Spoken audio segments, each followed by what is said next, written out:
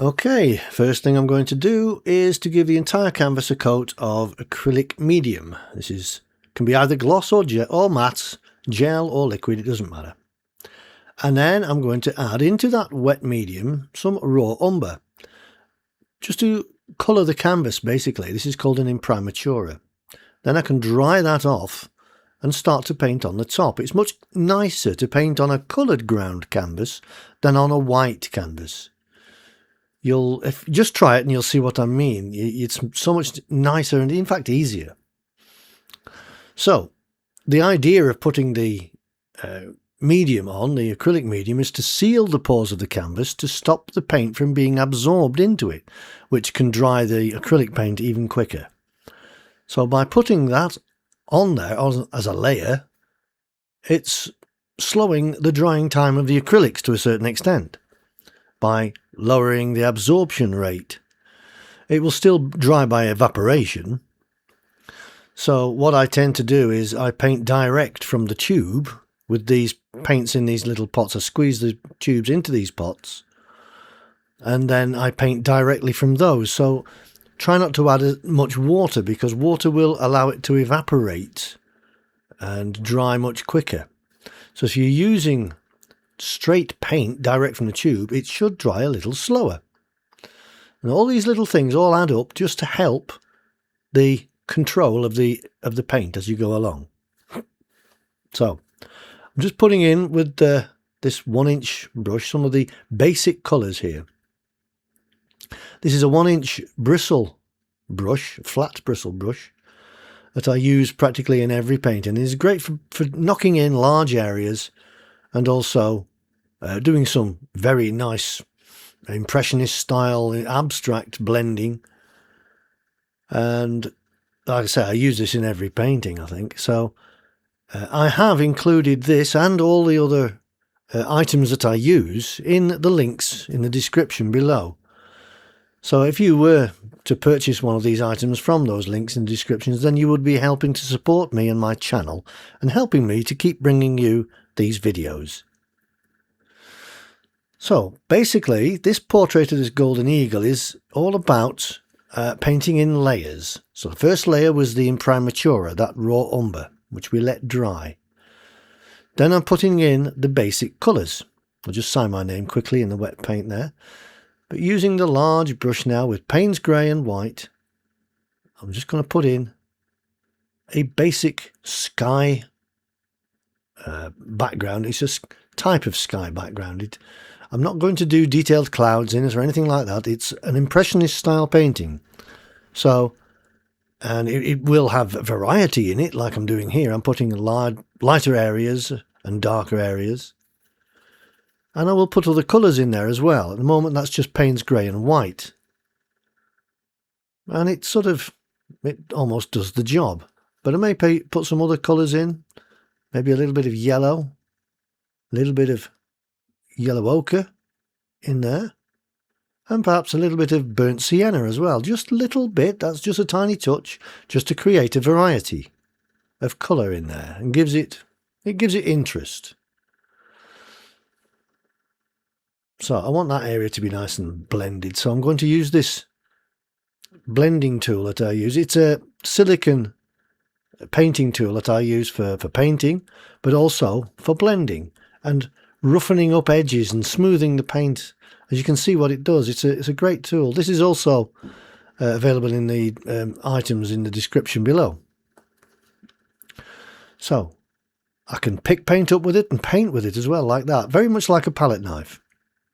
See, I'll just pick some paint up and just apply it. And I can push this paint wherever I like. If it's not moving so easily, give the whole painting a little light spray of water. Very, very fine mist spray. And then you'll find the paint will move so much easier. But don't do it so wet that it's running. It should just be damp. Okay, this is a sort of a purpley tone now. I'm just mixing. Just to blend in with the beak. There's going to be a yellow area of the beak as well, which I'll do in a moment. I'm just going to put in some darker areas of where the yellow part of the beak is, so it's like an orangey colour. And I keep applying these colours, whatever colours I'm using, elsewhere in the painting to keep the colour harmony going. So now a bit of yellow ochre and white will create that yellow effect of the beak there. But that's just the first layer, remember. I'm just going to put some highlight on there, on the edge of the beak, and also on the edge of the head, on the top of the head, where the light is just catching. There's going to be one or two other little areas here and there. But with this being an impressionist style painting, you have to be bold with your brush strokes. Be nice and bold and loose. Don't hold the brush right up close with your fingers right up close to the brush itself. Leave a gap. Even use the end of the handle. The longer the paintbrush handle, the more loose your brush stroke will be. So you can hold them right at the very end. This is why they have long-handled brushes. They're not long-handled for no reason at all. They're there so you can hold it at the end and do a very nice loose brush strokes. So really the only detail I'm going to be doing in this is going to be around the eye and the beak, that sort of head area, because that's going to be the point of interest. That's where the viewer's eye is going to be directed, where that detail is. And this beak here, it's got a nice dark outline. It's very sharp. So I must make a point of really making sure that that looks accurate. That dark line runs into the mouth, which is in the yellow area there. And there's a little nostril there as well. So I will adjust this beak as we go along. It looks a bit rough there, so I will adjust it. And it's going to have like a battle-scarred, worn look to it. So I'll do all those details later. In fact, I'll just put some highlights on that beak there, where the lower edge of that mouth, and a few of those little marks, those battle scars. But I will go into them and do a little bit more to that later on. Now, the eye has got a little highlight on the lower lid, where it catches the light. And then the colour of the eye, it's quite bright and red, but I'll alter that. It goes darker, obviously, as it reaches the upper part of the eye and under the shadow of the upper lid. It will cast a shadow, so that reddy brown colour is going to go a little bit darker towards the top and lighter towards the bottom. So really bright highlight now on that beak, and here and there on little areas like the eye again, like the nostril and the lower area of that beak. Put a highlight in the eye and it comes to life. Now it's a grey highlight, that is, so I will put a lighter colour in later. I'm just lightening up and tidying up that beak area by painting the background behind it, just to neaten it up a little bit. It was looking a bit too ragged. Okay, now this is this brush is a comb brush. It has lots of little fingers of bristles coming out of it. It's nylon, but it allows you to do all sorts of little brush strokes and can produce lots of very fine hairs in one brush stroke. Very, very useful brush to have in your arsenal. So practice with it, experiment with it, and see what it can do for you. This is getting a bit worn now, this brush is. It's probably about time I needed to buy a new one, because they don't last forever. When you're painting with acrylics, brushes don't last forever. But never throw a brush away, because it will always come in useful for something. I don't think I've ever thrown a brush away in my life, unless it had actually broken. And that has happened a few times. So I'm putting some darker reds now into the bird. Now that underlying layer has dried, so I'm going over the top now to create another layer of these little marks, the feathers, the long feathers that it has. So I've gone with a dagger brush. This dagger brush is it has a point to it, but it's an angled point, and you can paint flat with it, you can paint detailed with it, and you can paint long brush strokes. It's a very, very useful brush. You see, I can even do a little bit in the eye there. It comes to a little point, just put that highlight in, and I'll use some of those colours elsewhere in the bird. Make it go a bit more yellow, a bit lighter, a bit more of a lighter orange colour. See, I can use it flat like that to create broad brush strokes. And I can also use it and drag down to create these long brush strokes, to show the long feathers that it has. And I'll just use that silicone tool again just to mess it up a little bit more. I don't like it being too neat. So still with the dagger brush here. I'm just fine-tuning this little area here. Now, it's not completely a flat colour. I don't like flat colours. I like areas of interest.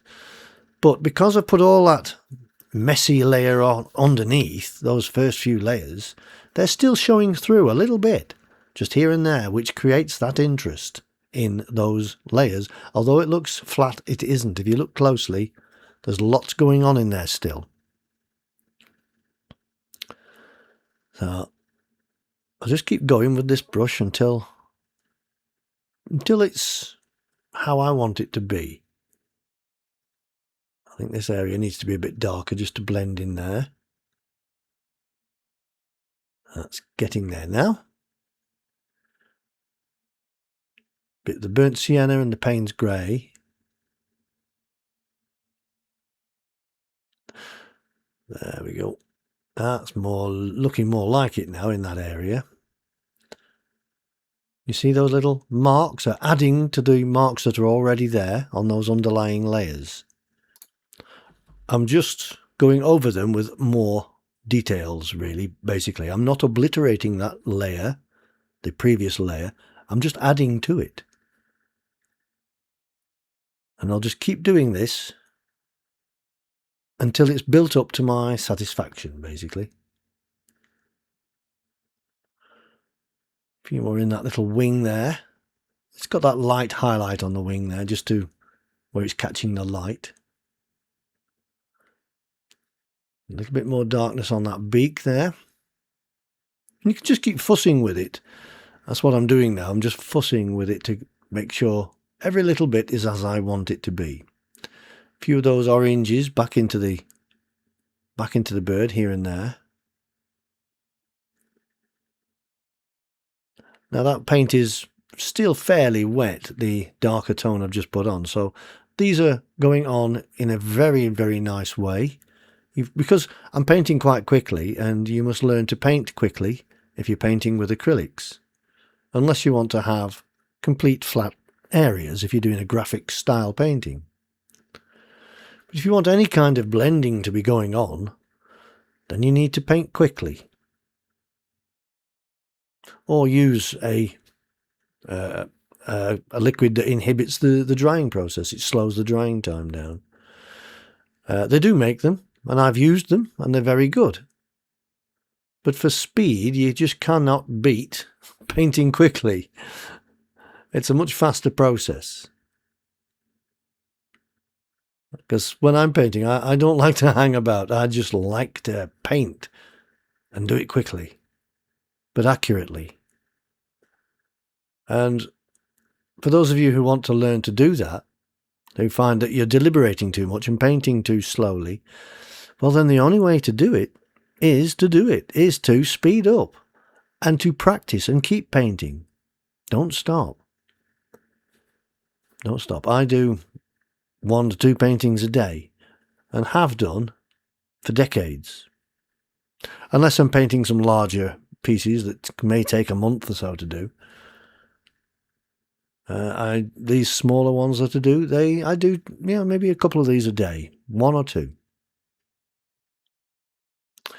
And that's the way to improve all the time, is practice, practice, practice. And I am still trying to improve. Every artist should be, because no one ever reaches that final state of, oh, there it is, I can't learn anymore. Well, you can. There's always something to learn. Don't ever think you know everything about art, because you won't. I don't think anybody ever has. Okay. So I'm just going to put some of these, adjust these lighter areas again now, and that yellow area of the beak just needs to be a bit brighter, and the eye. So a little highlight in that eye there of yellow.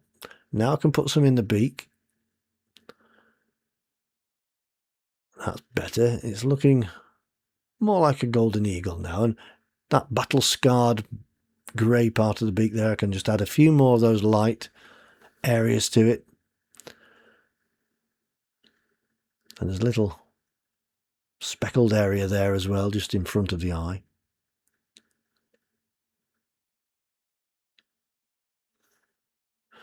And then a few of those oranges before the, or just as an intermediate before the dark and the light there, just to create an optical blend. Now I'm just going to adjust that under the beak once again, just to make that beak really stand out. Because you can see I'm painting light against dark and dark against light. And that's how you should always think about a painting. To make it stand out, and also colour. Make it warm against cool. So keep those two things in mind as you paint. Dark against light, warm against cool. Might be a lot to think about if you're beginning, I know, but you will learn so much by using that sort of process. Okay, it's just about done. I'm just going to do one or two more little details, tidy up that eye, and then that's the painting finished. If you have enjoyed this video and hopefully found it interesting and entertaining, please don't forget to give it a thumbs up and subscribe to my channel. Be sure to click on the little bell icon if you wish to be notified of my latest videos. I am always interested in your questions and comments, and I do try to answer every one of them. Hopefully I will see you on my next painting video, so until then, have a lovely day and happy painting!